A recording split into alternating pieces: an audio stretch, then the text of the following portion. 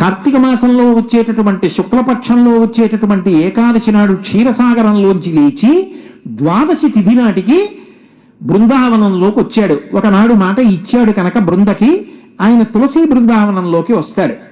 అందుకే ఆ రోజున ఆరాధన, విష్ణు సహస్రనామ స్తోత్ర పారాయణం, దీపాలు పెట్టడం అన్నీ కూడా క్షీరాబ్ది ద్వాదశి అని ఆ తులసి చెట్టు దగ్గర చేస్తారు. ఆ ఋతువులో తులసితో పాటుగా విశేషమైన అనుగ్రహాన్ని పరదేవతా స్వరూపంగా వర్షిస్తోంది కాబట్టి తులసి కోటలో ఉసిరి కొమ్మని కూడా గుచ్చి రెండిటి గాలిని పీలిస్తూ రెండిటికి కలిపి పూజ చేస్తారు. కాబట్టి క్షీరాబ్ది ద్వాదశి, ద్వాదశి దీపాలని ప్రత్యేకంగా దీపాలు పెడతారు.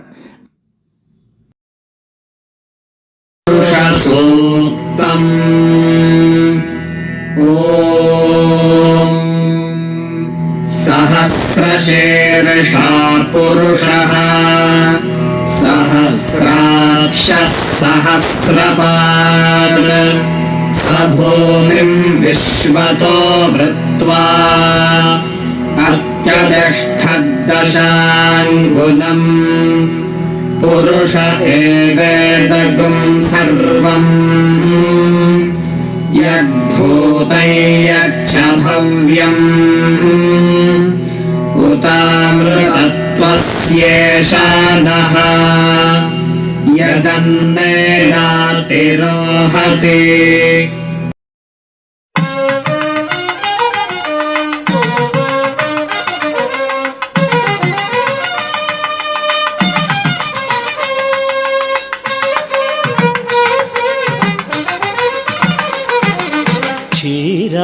క్షీరాబ్ధికన్యకకు శ్రీ మహాలక్ష్మికి నీరజాలయమునకు నీరాజనం నీరాజనం నీరాజనం.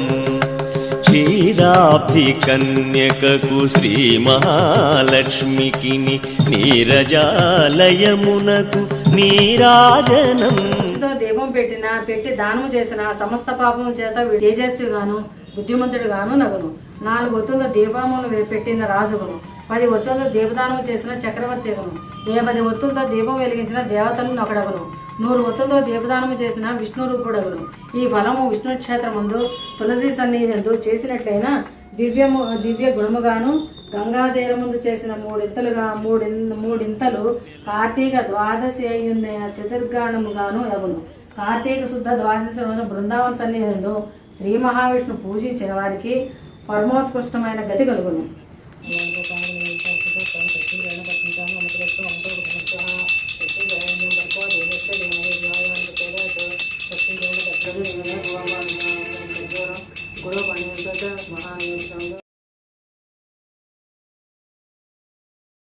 నీరాజనం నిలువు మాణిక్యముల నీరాజనం నీరాజనం నీరాజనం. క్షీరాబ్ధికన్యకకు శ్రీ మహాలక్ష్మికి నీరజాలయమునకు నీరాజనం నీరాజనం నీరాజనం. పూజలు సేయగా సుందరులందరూ రారండి, సుందరులందరూ రారండి, సుందరులందరూ రారండి. హర హర హర మహాదేవ శంభో శంభు లక్ష్మీనారాయణ తులసి మాత కర్పూర నీరాజంత మంగళహార